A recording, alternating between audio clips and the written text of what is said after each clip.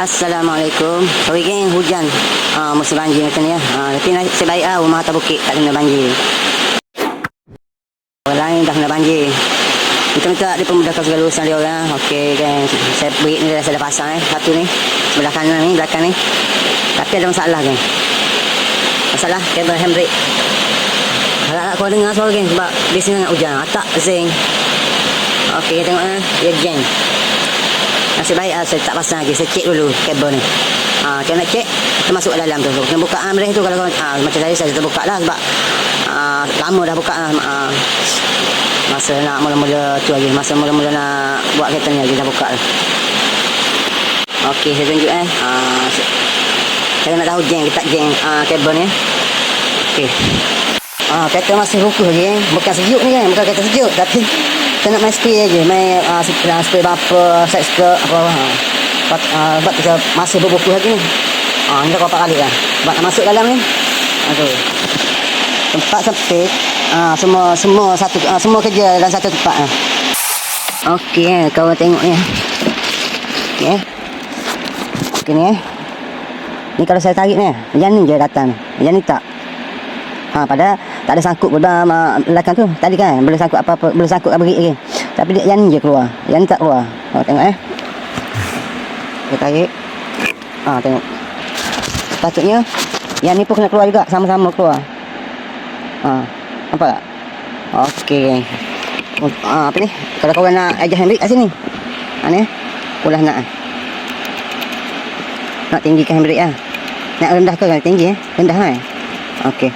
Jadi untuk tutorial ganti kabel handbrake ni tak buat lagi sebab kabel tak beli sebab baru tahu. Kalau dah tahu lama dah ada. Jadi lain kali lagipun barang-barang ni banyak sangat ni. Dulu penuh dah kereta. Simpan dulu, kena pasang dulu. Tinggal kat sini je buka lagi. Mudah-mudahan buat kerja. Okey. Rasa kat main ada kakak ni je. Tapi belakang sebelah sana. Sebelah sana kita tarik, mesti dia datang.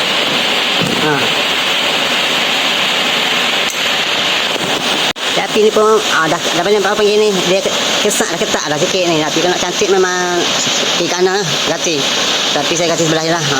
Sebab dia kering dah dalam ni minyak dah tak ada dah. Macam garak lah. Tu berat sikit lah.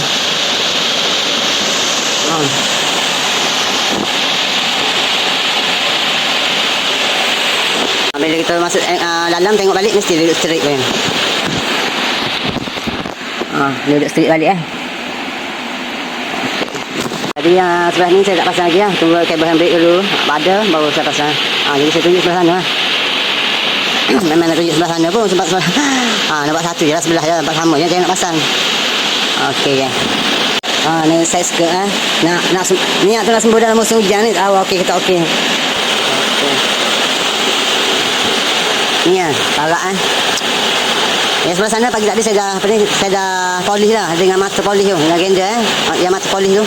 Dah kilap lah. Tapi datang petang ni tengok karat balik. Ni saya dah polish sebenarnya kat pagi tadi ni kan. Tapi petang ni karat balik. Tak tahan apa panggil. Tak tahan. Dah karat balik. Jadi tak payahlah polish sebelah sana. Sebab kalau polish pun bukan naik view ni. Lama lagi parking.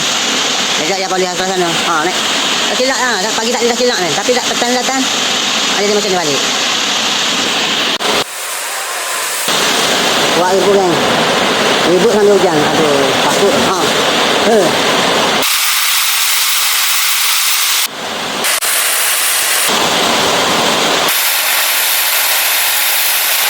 Hujan lebat kan. Siap ribut. Takut lah.